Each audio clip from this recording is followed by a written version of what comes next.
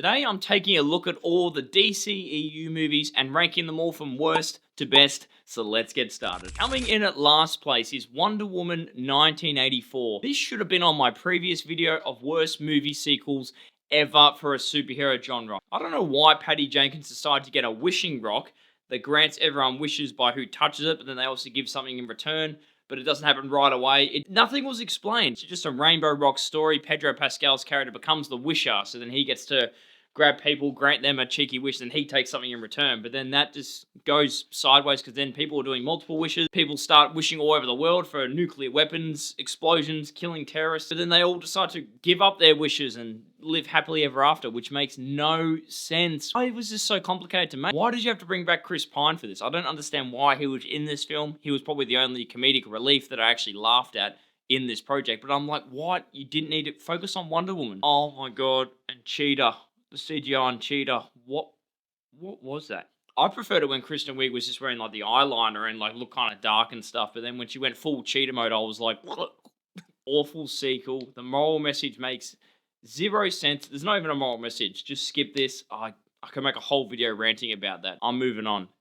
This movie sucks. Number 14, Black Adam. Dwayne Johnson comes smashing in with the project he wanted to create with Black Adam that doesn't feature Shazam. Teases at the end that we might see him fight Superman, but that never came to fruition because Henry Cavill, that whole thing, he just got brought in, then kicked out of Superman. Now we have a new Superman project in the hands of James Gunn. I have more promise for that. But this movie, I like some of the action sequences, how Black Adam was killing people with his electricity and all that, but then I was also like, this should have been R-rated. Have this side superhero team try and take Black Adam down, but we're introduced to all these characters at once and you don't feel attached to any of them. Pierce Brosnan was probably the only one that I was like, okay, interesting. Yeah, Dwayne Johnson was trying to be Dwayne Johnson to go for a breakout role and be a badass anti-hero. Not a villain. He just wants to be an anti-hero. They should have gone all in for him being a villain because then, you know, it might have made sense for him to appear in Shazam! Fury of the Gods, which they didn't end up doing, so that was a waste of an effort, waste of a movie, waste of time, waste of money. Number 13, Aquaman: The Lost Kingdom.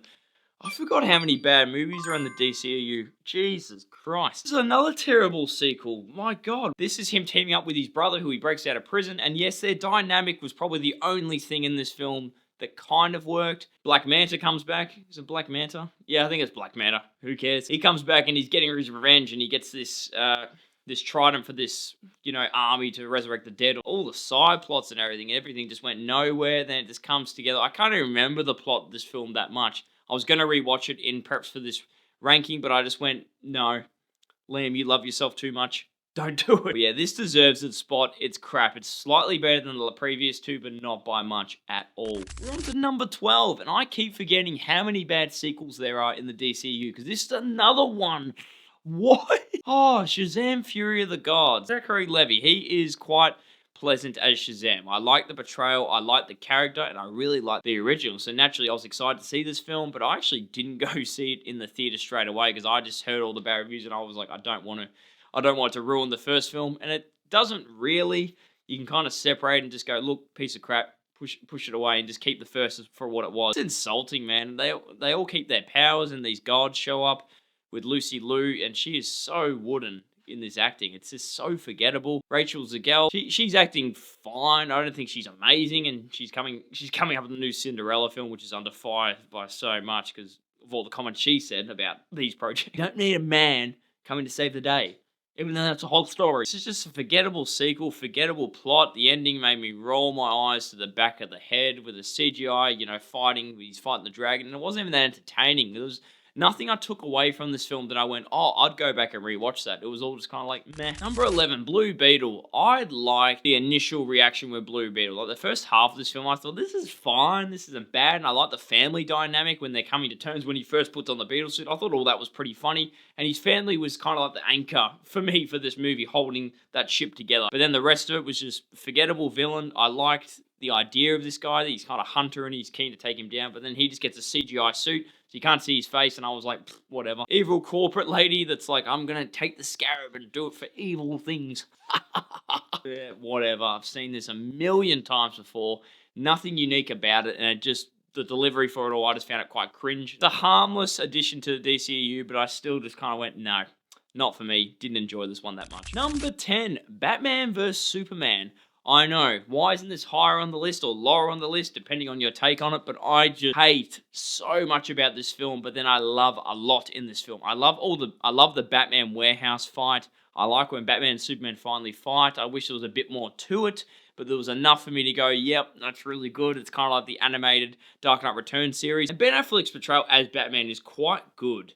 It's just his motivations and how it's portrayed and executed just makes no sense. Batman using guns, no, that's a no for me. I don't like it on the table. Unless they establish why he was doing this. They hinted at it, like that Robin was killed, that he killed the Joker too, but then Joker's in the Suicide Squad, so I guess he didn't. But nothing was explained. He just goes up against Superman because Superman is partly responsible for the destruction in Metropolis. But other than that, Superman hasn't done anything nasty to really earn this hatred and revenge. It's just revenge for him. I get that, but their mother's having the same name, Martha, was like when I first watched it, I was like, whatever. But yes, you can give them the benefit of the doubt that it makes sense. But then Superman's also dopey and miserable this whole film. He doesn't stand for hope. That's on his freaking chest symbol. Doesn't stand for that at all. He's just always like, oh. And then Lex Luthor, oh, fuck.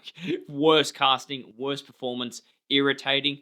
Makes me almost vomit. And then Wonder Woman is in there to just tease the Justice League and these cameo videos. Just, oh, what a mess of a film. It could have been so much better.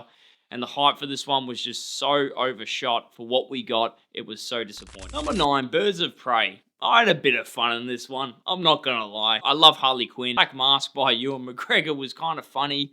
Not the best villain portrayal ever. I kind of like the traditional Black Mask, who's a bit more serious, but he's like a goofy portrayal. Suits the movie's tone. Other than that, it doesn't really have anything outstanding or totally awful that you're like, I can't watch this. This is just unwatchable. Like, it's just fine. It's just a meh DCEU movie. Like, but I still like it better than the predecessors on this list so far. Number 8.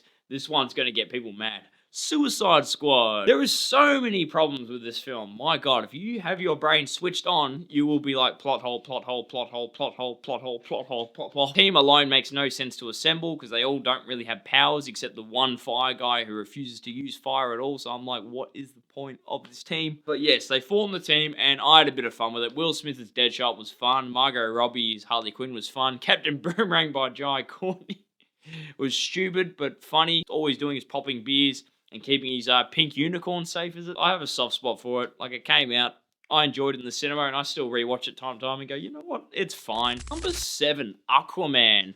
This was a really good take on the Aquaman character. I like the journey, Jason Momoa's portrayal, and he's a lot more bulkier and intimidating, and he suits not the traditional color until the end of the film. And I thought the traditional color at the end in the suit looked fantastic. His half-brother was really good, how he was kind of trying to sabotage, make the humans look like they were attacking the world kingdoms, and then he's kind of like trying to start a world like a war against the surface. But yeah, and even William Dafoe in this film as well. He was a good like mentor thing, and the child actor for the mentor flashback sequences left a bit to be desired, but I thought he was quite good. And yeah, just an enjoyable, fun adventure film. Like, I thought it was good fun. Number 6, Zack Snyder's Justice League. Yes, this is a 4-hour film, and it is so long, man. I remember when we got to a part, I was watching this with my brother, and I thought, yeah, okay, we'll pause there, we'll go have some lunch. We're probably like, 3/4 of the way through, and we paused. It was like an hour and a half in, and I was like, what? A lot of great extended scenes here, though. All the characters were improved, in my opinion, especially Cyborg. We see a lot more of his backstory, especially his relationship with his father. Really good exploration for the character, and a bit more of Flash as well. He meets Iris at the cafe and saves her.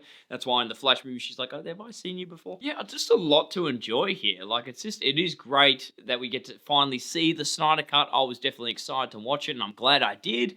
It's just, yeah, it's 4 hours long. There's a lot to chew and take in for this film. That's why it's not higher on the list, because if it was just a bit shorter, even though they couldn't really cut out a lot of these scenes, you could almost make 2 parts in this film. Great film. Like, I'm really glad we got to see this. Number 5, The Flash. I quite enjoyed The Flash, the younger Flash and the older Flash coming together at different parts of their lives, and they're both living different realities as well, so they're both dealing with certain things. One, like the younger Barry has the mother still alive, doesn't experience that loss. He's a bit more confident than the older Barry, who lived without his parents around, so that's really interesting. And then they team up with Michael Keaton and Supergirl as well, but Michael Keaton was the standout here. I really loved his portrayal coming back as Batman. Yeah, but there is a few problems with this movie, like a lot of the CGI is like, what? ooh. Chronosphere, like the CGI in that was just like, oh, please stop that. This is disgusting to look at. And the CGI on Zod, I don't know why they decided to use CGI for his face, but why wouldn't they just bring him in and just have him without the helmet doing his thing? Like instead you can easily tell it's CGI under the mask. It's just an enjoyable ride. It has a lot of problems, and especially with the CGI, and some story bits that kind of don't really make any sense, but I just have a soft spot for this. I just really enjoy it. I always have fun going back and rewatching it. I love seeing Batman's Michael Keaton and Supergirl on live screen, even though her character's kind of a mixed bag. I liked seeing her. It was really exciting. And number 4, Man of Steel. This definitely has the best villain in the DCEU. Not saying a lot. He's very threatening. He has to take him on. He hasn't really fought before, so he's having to take on multiple of them, and he's just getting his ass kicked and handed to him. Really great. Really great action. It's a bit more of a darker take, a bit more serious, but I still like the Boy Scout kind of version a bit more than this, but still interesting take. I like the concept of changing it a little bit. Lois Lane by Amy Adams. Yep. Really good casting choice. This is definitely the most Lois Lane she is in across all of these films. Great action sequences, great portrayals, and yeah, there's a lot to love in this one, I find, going back and rewatching it. Number 3, Wonder Woman. A great portrayal by Gal Gadot as Wonder Woman. I love the story Patty Jenkins directs here. That's why it made it so much more angry for me that the sequel was so bad. Great heroic story, a fish out of water story too, especially set during World War I, which I love. I love learning about history and the world wars. Like, so this was great. It really made me feel attached to her, as she just wanted to help everyone around her. She's like, wait, why aren't we helping these people or these people? I don't understand. So then she ends up actually intervening and helping them out and taking back a town. Like, yeah, it's just great. Like, it really felt like Wonder Woman. It really felt like a hero that was just going out because she wanted to help people. Yes, that third act, it kind of had a bit of a slump. Like the last quarter of the movie, whenever Ares comes in and the God of War, you know, mustache, yay. Bit of a slump there, but still a fantastic film. Number 2, Shazam, about a little boy that gets Shazam-like powers, and his best friend and him are like testing all his powers and all that. Rank test, flight test, electricity test, or whatever. Like, so much fun. The jokes in this just hit every mark, in my opinion. Like, I find it so funny to go back and rewatch. Zachary Levi's portrayal is great, funny. He really brings that childhood-like energy as he's Shazam. And Freddy, his like best friend, is perfectly casted. Pretty interesting villain too. And they gave the villain a little bit more time to cook a little bit, to sizzle a little bit, show his backstory and getting revenge on his brother and dad and stuff. Like, I quite enjoyed that. I liked this film. I thought, if you haven't seen it, please go watch it. It's an enjoyable ride. It's definitely one for the family, and just, everyone, I think everyone who watched this will have at least somewhat of a good time. Number 1, or in my books, James Gunn's The Suicide Squad. Harley Quinn coming back. We've got Idris Elba as Bloodsport. We've got John Cena, who is just hilarious as always as Peacemaker. We've got the Ratcatcher, and then we've got the Polka Dot Man. Just a King Shark. Great.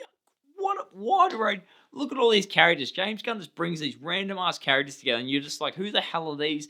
And then by the end, I just love them. I'm like, I can't wait to see Peacemaker series. I can't wait to see Ratcatcher in a future Suicide Squad movie, maybe. Idris Elba, I love you. And it's an MA R-rated film, so they don't hold back any of the action. They show everything going on, and it's just awesome, man. It's so entertaining. And yes, you could say the giant starfish. Yes, it's goofy, it's silly, but I don't know. I just think it fits the tone of the film, and I just love this whole thing. The starfish coming out, have like face hugger like things come out of starfish, and then it also makes it grow bigger as well as its mind like expands. It's such an entertaining ride. I go back and watch this every 6 months or something. I just love this, and I always get friends, especially if they haven't seen it. I'm like, yep, we're watching the Suicide Squad. But yeah, that's going to sum up this ranking. If you enjoyed the video, please like, share, subscribe, and all that rubbish. Just showing any support for the channel is greatly appreciated. I'm loving all the comments and hearing everyone's opinions so far, so please keep sharing. I know this one's been a bit longer than usual, but I had to get all these thoughts out. Again, everyone, and as always, I'll see you all on the next video. Mwah.